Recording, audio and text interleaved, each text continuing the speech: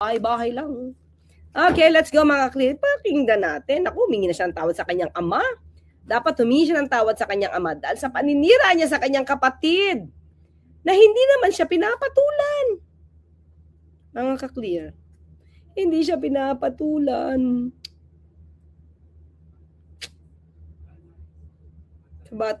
Nakakabata mong kapatid. Meron kang meron kang paninira serye. Tawag dito, sira serye. Yan.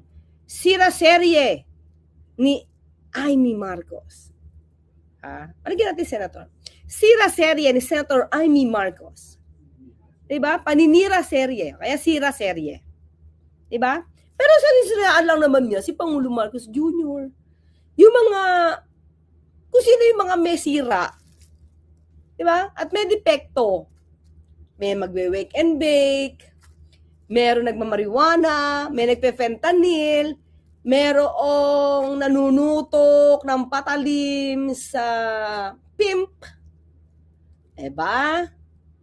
Di niya yung sinisiraan. Di niya yung napapansin. Diba? Oh, Edina Jones. Wait lang. Tapos yung mga taong papahukay ang iyong ama. Hindi na ginalang ang labi ng iyong ama. Puring-puri mo. Anyway, let's go mga ka-clear. Siguro ako ng tawad. Hihingi rin siguro ako ng tawad dapat sa mga Duterte, higit sa lahat sa VP natin. Kay Inday Sara. Pinahamak ko siya eh. Bakit naman pinahamak? Hindi ba napahamak ang... Ayoko sabihin buong Pilipinas. Hindi naman. Kasi meron naman silang kaalyado, mga DDS. Saka may mga troll sila. Yung troll, sabi nila, yung mga ibang troll daw, nasa ibang bansa. Sabi ha. Diba? Tapos, may senador. Imagine mo, may senador saka merong representative. They were talking about troll. Tapos yung troll ng poon nila, di mabanggit-banggit. Halata namang may troll. Tapos tinatanong kung may troll daw ba yung PCO. Ni walang ebidensya. As in. Tapos yung troll ng poon nila, iniiwasan. Ay halata namang may troll. Diba? Sige, tuloy. Talagang naiisip ko na guilty ako. Talaga namang dapat mag-guilty. Alam mo kung bakit, mga ka-clear. Unang-una talaga, dapat hindi mo na siya ipinilit kay PBBM. Alam mo kasi, kahit tingin ko lang at that time, syempre lumakas naman. Hindi naman makakailan na lumakas naman yung kanilang tandem. Lumakas naman yan. Pero, sana inisip mo muna kung sino sana itatandem mo sa kapatid mo. Para hindi naman nabubugbog ang kapatid mo ng paninira mula sa'yo sa paninira dyan sa kinakampihan mo. Diba? Kasi pinagtulungan yun eh. Talaga kayo ang magkakampihan kung yan naman talaga yung inyong binalak. Sabi nga dito pati doon sa Made in the Philippines ang bidang-bida, ikaw Well, ako hindi ko kasi napanood mga Chris, so I cannot speak in relation to that. I have no personal knowledge. I haven't watched it yet. Hindi ko pa siya nakita. Hindi pa siya napanood. Hindi ko alam kung anong kwento nun. So, diba, ang intention nyo ba from the start ay siraan si PBBM? Tapos in 2 years time, or maybe in 2 years time, agawin ang posisyon sa iyong kapatid. May ganun bang balak? Kasama ka ba doon sa binabanggit, di umano, na balak na Gloria 2.0? Kaya ganyan na lang paninira mo sa kapatid mo, you waka care. Walay care. Diba? So, tuloy tayo. Sana nananahimik sa Davao yun. Diba, mas mga kakli, totoo lang, talaga, ang laki ng kasalanan ni Senator Amy sa karamihan ng Pilipino. Diba? Bakit? Pinilit mo pa kasi. Kasi kung hindi mo yan pinilit, walang gaganyan sa Pangulo natin. walang magmumura, walang magbabanta sa buhay, walang magbabanta ng paghuhukay ng labi ng iyong ama, di ba? Kundi mo siya pinilit. Tapos, wala rin magiging issue siguro kay Mary Grace Piatos, yung sa 15 million na fake na AFP certificates. Diba? Ang dami talagang mali. Talagang dapat magsisi si Senator Amy Marcos. Bakit yan ang kinuha mong partner? Marami na ang pwedeng i-partner. Diba? Na hindi ganito ka, hindi nagme-meltdown. Hindi bratinela. Mga ka-clear. Diba? Kung kaibigan mo yan, dapat kilala mo yung ugali niyan. Oh, sige, tuloy tayo. Mayor siya, walang kalaban-laban, walang hassle, walang gulo. Wow! Walang gulo, nanuntok nga ng sheriff eh. Diba? Saka, wag mo kaming dyan, wag mo kaming pabilugin ng ulo. Bakit mga ka-clear? Meron siyang isip. Nag-form sila ng isip. Diba? Nag-form sila ng isip para Sara Duterte is my president.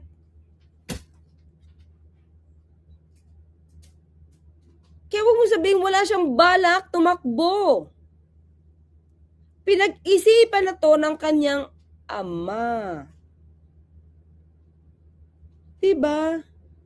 Binuo ang isip kailan pa mga ka-clear. Kailan siya nagbigay Ha? Teka lang ha. Kailan siya nagbigay ng bandila kay Sir Ram? Anong taon yun? Ha? Tama, pakita natin mga ka-clear ha. Daily Tribune tayo. Sige. Okay. Sabihin, nananahimik. Kalukuhan yun. Funding came from Pogo operators and drug dealers. Diba? Sino ba nasa Pogo? Of course, sila Michael Yang. Ano pa ba? Diba? Identified several during pickups at cash-filled bags at the gate in Pampanga, Vertis North, Seda Hotel, QC, and the Grand Hyatt in BGC. Ay, nasa inyo. Ito. Dito tayo. Sign lang natin. Diba? Sabihin na nanahimik. Ano to? Ay, ba't ayaw? Wait lang, okay. Okay? Na-form ang isip. 2022. Sara linked to dirty money. Bagman ties VPs, circle to drugs. Pogo. Okay? In a notice affidavit dated November 20, 2025, Ramin Madriaga claimed he saw how money from Pogo and drug-linked financiers was funneled to groups supporting Duterte's political rise. Ito naman mga clear, maliban sa kay Madriaga, binanggit na ito ni Senator Trillanes. May cheque. Diba? Na nakapangalan sa lahat ng mga Duterte. Yeah. Saan yan?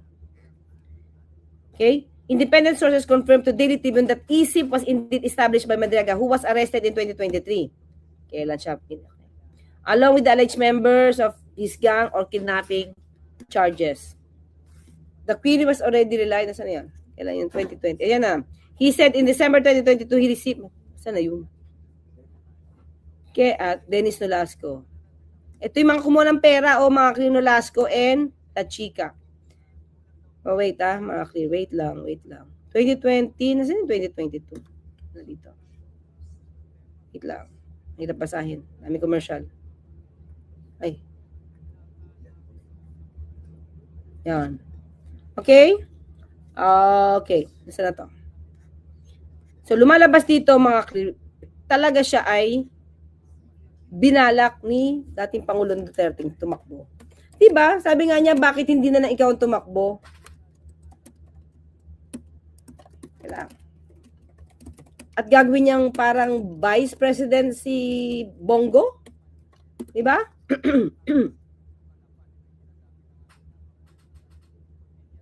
Sana yan. Ito. Kita ko mga kliyente. Pinalak yan. Huwag sabihin na nanahimik. Nakuhan yun. Ito. Sarah to run with Bongo, Rodi says, Baste doesn't think so. With video, President Duterte said his daughter Davao, 2021, Sara Duterte will run for president and will be Senator Bongo's running mate in 2022 elections. Tapos sabihin mo na nanahimik na mayor, ayan, pinupush ni dating Pangulong Duterte. Diba? Pinupush. Tapos ngayon, parang nagpapaawa na ayaw naman niyang tumakbo, na nanahimik siya. Nag-form nga sila ng isip. Diba? Sige. Wait lang. Yan pa yan, marami pa yan. Ayan Duterte won't run for VP if Sara joins Prexy race. Diba, pinupush niya. Davao City Mayor to take his place. Ito. Yan natin. Duterte kita ba? Duterte teases Sara, run for president if you're patriotic. Diba? Dito ba yan? Ayan.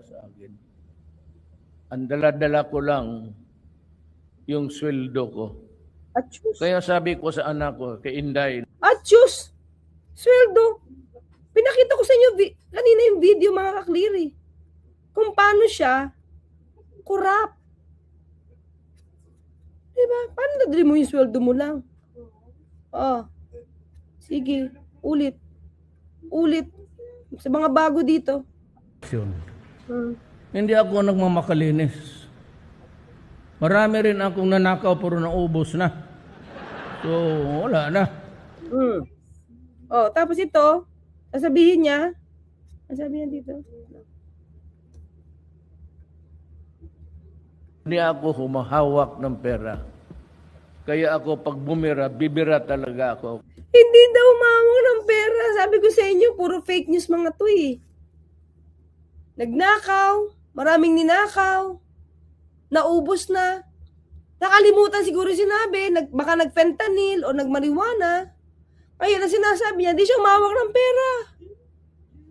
Tapos sabi niya doon sa isang video, mga kaklir, nung inamin siya ni Senator Trillanes, a little less than 200 million meron siya sa BPI. Diba? Kasi wala kang makuha sa akin. Ang dala-dala ko lang yung sweldo ko. Diba, mga kaklir? Kasinungalingan na to, diba?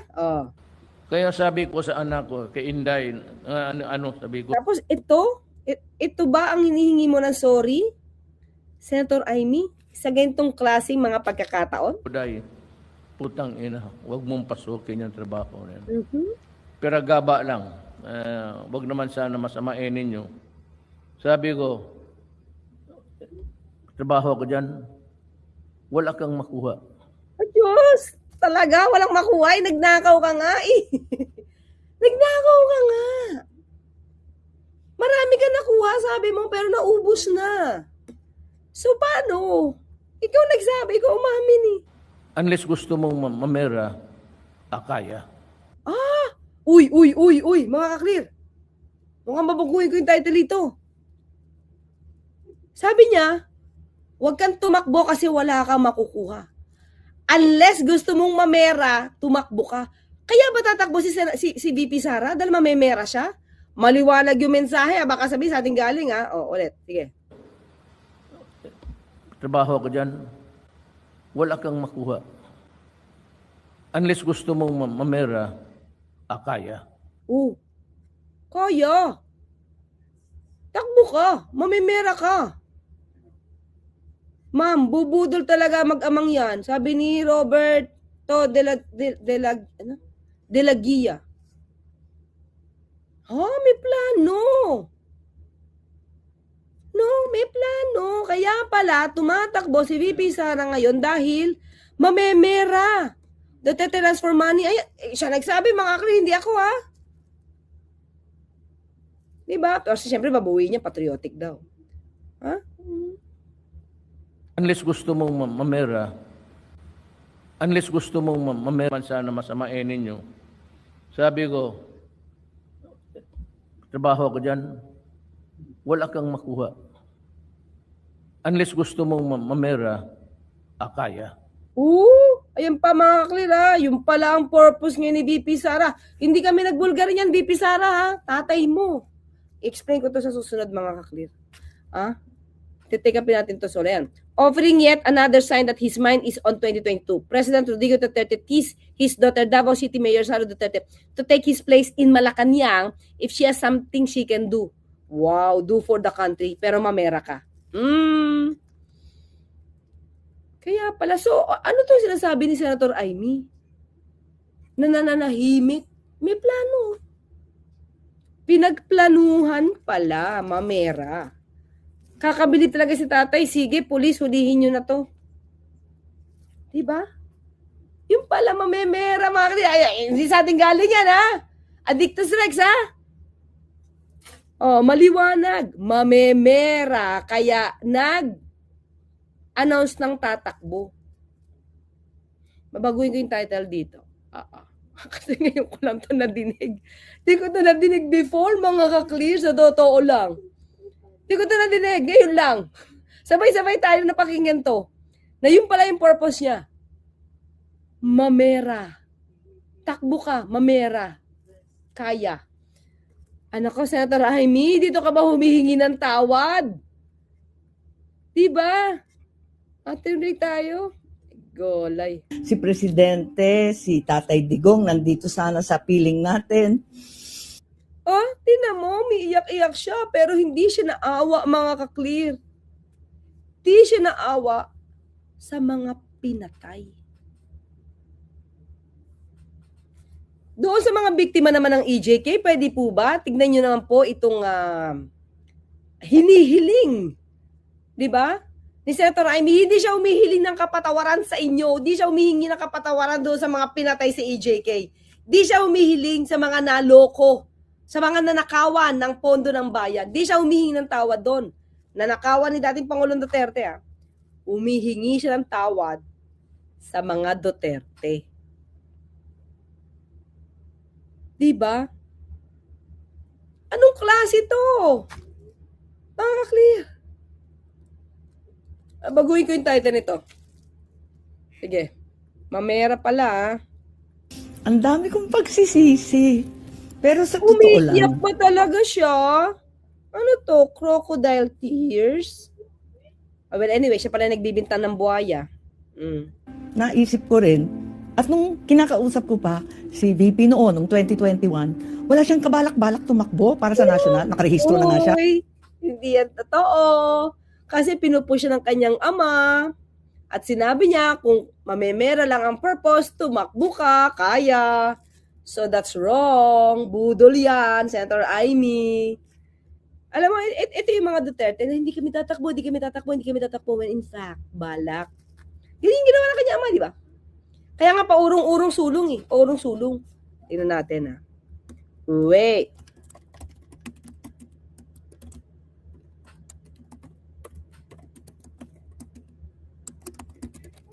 Tignan natin.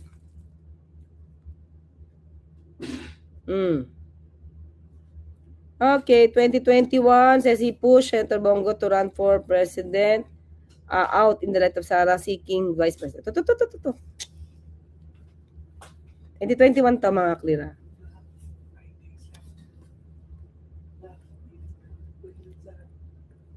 Natin. Ayan, lumabas. Ayan.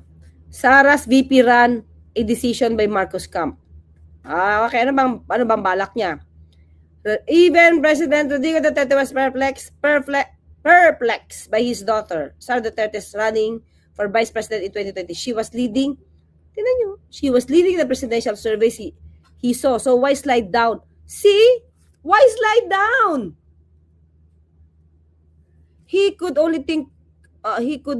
think only of one reason. I'm sure yung pagtapos Sara ay decision na bongbong yun. Duterte sa din interview. Okay, okay, nasaan na ba? Okay. So, di ba, ito pala mga kaklir, tingnan nyo to. Galit siya. Kung ba't nag-slide down? So, may balak. Ang problema, mga kaklir, ang nakita dito, nakitang dahilan dito, mga kaklir, nitong si Percy Lapid. Siyempre, nakikinig tayo kay Percy Lapid, mga kaklir, nung nabubuhay pa to. Ang nakikita niya, yes, Vice President, then, Gloria 2.0.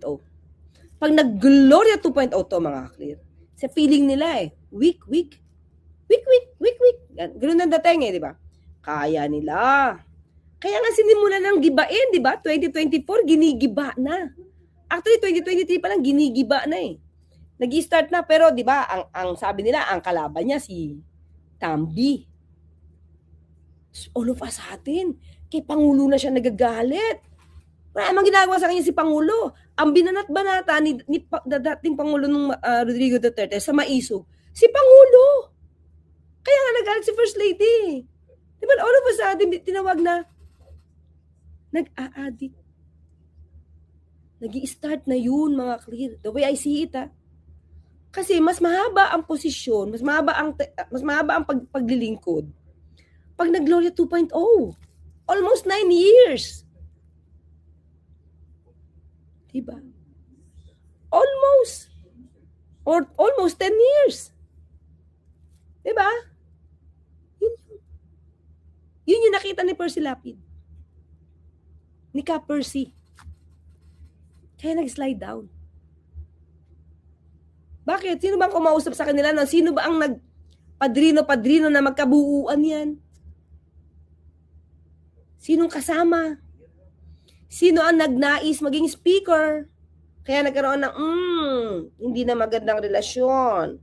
Si Tambi at saka si Madam Gloria at saka si VP Sara.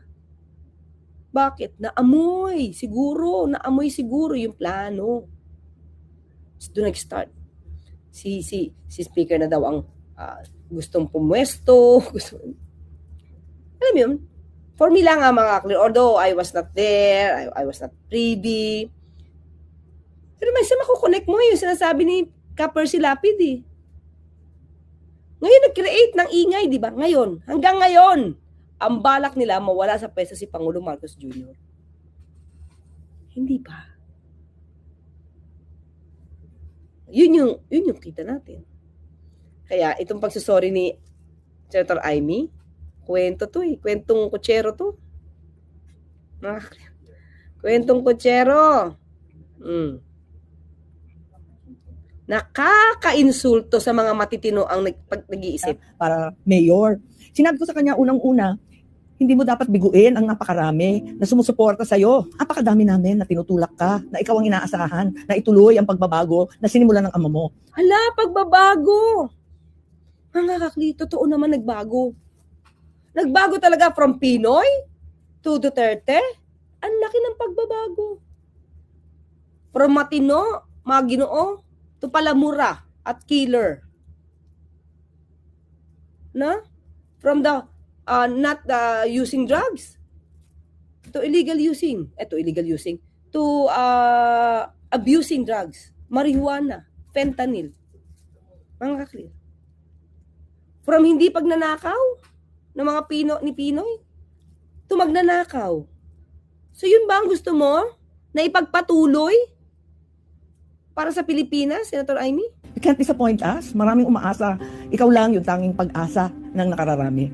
Ikalawa, hindi tayo sigurado kung anong mangyayari. Tignan mo yung pamilya ko. Di mo naman iisipin na darating ang araw na uupakan kayo, yuyurakan ng pangalan. Hala? Sino bang umupak? Mga klita, mabandig ko. Hindi tayo sigurado kung anong mangyayari. Tignan mo yung pamilya ko. Di mo naman iisipin na darating ang araw na uupakan kayo, yuyurakan. umapak, mga ka-clear. Sabi sa inyo, ito si Senator Amy, kwentong kutsero to eh. Sino ang una ng away kay Pangulong Marcos Jr. doon sa Maisog? Senator Amy, you were there. Hindi mo nga pinagtanggol yung kapatid mo nung bastos-bastosin ni dating Pangulong Duterte doon sa Maisog, January 2024. Nandun ka. Diba? Nandun siya. Nagtatawanan sila. Ni Bibi Sara. Nung inuupakan ni dating Pangulong Duterte, ito si Pangulong Marcos Jr., kapatid mo. Tapos sabihin mo si Pangulo pa ang tawag ito, ang umupak. Ang galing nyo na talagang maging fake news peddler. Anong pangalan? Talagang aping-ape ang pamilya, kanya ng politika, brutal. Ngayon, nag-uusap kami, sabi nga niya, pag nayayamot, sasabihin sa akin, kasalanan mo to eh, dinamay-damay mo pa ako eh. Wow. Nakita naman natin ang history, mga ka-clear. Binalak talagang Nandyan nga si Madriaga isip, nandyan na yung isip. Inday Sara is my president. Ano ba? Sabi ko talaga, dinamay kita pa rin, hindi ko na makakalain, magkakaganito. Higit sa lahat, isipin natin, kung mayor ka lang, ano kaya ang gagawin sa iyo? Sana nga, nanatila na lang munang mayor para wala masyado magulo sa pamumuno ni Pangulong Marcos Jr. At saka sana wala maging Manchurian candidate. Mga ka-clear. Well, anyway, nako, yan na lang tayo. Ayoko na siyang tapusin. Bala na kayong tumapos dito. Basta ang alam ko dito, mga ka-clear, ang kwento ni Senator Amy Marcos, pambubudol to. May 500 billion na si Sara, sabi niya, last October 2024. Press briefing. Talaga 500 billion? Hindi ko tanda. Sige, Sharon, pakisend naman sa akin ng link. Hindi ko to nakita. Kaya di na daw niya kailangan ng confidential funds. So, pakiramdam talaga niya for her pocket ang confidential funds. Sige nga po. Ma'am Sharon, ha? Pakilang. Hindi ko to, parang, hindi ko siya matandaan. Well, anyway, Summer Winter Channel, hello. From the corrupted horse's mouth. Ayan, Sherlock, di ba? From the corrupted horse's mouth. Yan, from the horse's mouth, tato. O yan Diba? So, ano yun, yung 500 billion ba yun? Billion? Hindi na kailangan ng confidential funds. O, saan niya galing yun? Diba? Okay, mga ka-clear, baka tayo malit sa isang topic natin. Pinakita ko lang dito kasi ang legacy ang gustong ipatuloy nitong si Senator Amy Marcos, nakikiusap siyang ituloy. Ito, yan ang legacy. Yan ang gusto niya ipatuloy. President of the Philippines responsible for more than 1,000 extrajudicial killings, endorsing vigilantism and systematic violations of human rights. Yan, dyan siya kilala. Duterte has made a mockery of rule of law in his country. Yan, dyan ba? Yan ba ang legacy? Nasaan pa? Wait lang, nasaan pa? Alarm. Ito pa, ito pa ang gustong ipagpatuloy ni Senator Amy. Pagpatuloy ni, yan Duterte says Philippines can be a Chinese province. Yan, gusto niya ipagpatuloy yan, mga ka-clear.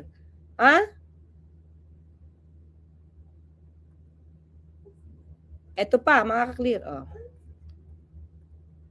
Ito, gusto rin ipagpatuloy. Ganitong ugali. Kabitan system. Duterte defense womanizing. Chauvinist, yes, but there's so many women, so little time. Diba? Mga immoral na relasyon. Diba? Yun ba ang gustong ipangalandakan at ipagpatuloy ni Senator Amy sa pamamagitan ni VP Sara? Ano na mangyayari sa Pilipinas? Ino-normalize ang mga itong klaseng mga immorality? Diba? Extramarital relationship, extrajudicial killing, ghost projects, ghost vouchers, ghost employees. Anyway. Ayan, kadiri ka daw, sabi ni Takahiro. Kadiri. Okay, mga ka-clear, thank you. Alva Flurel Cano, thank you, sticker, and J. Tan. Out of topic, total nonsense naman yung si Amy Attorney. Do you think Karen Davila is a DDS? Recent interviews were so disappointing, especially with Kong Luistro. Well, may bias. I don't want to say DDS siya. Pero, well, ayoko manghusga. Kayo na lang magsabi. Diba? Di natin alam. Pero, makikita sa movement. Makikita sa body language. Okay, maraming salamat mga ka-clear. O see you in a while. Medyo nag-extend ako dito dahil kay Senator Amy. Mabubudol tayo dito, so wag tayo masyado makinig dito. Okay mga clear, see you in a while. Bye-bye. Thank you.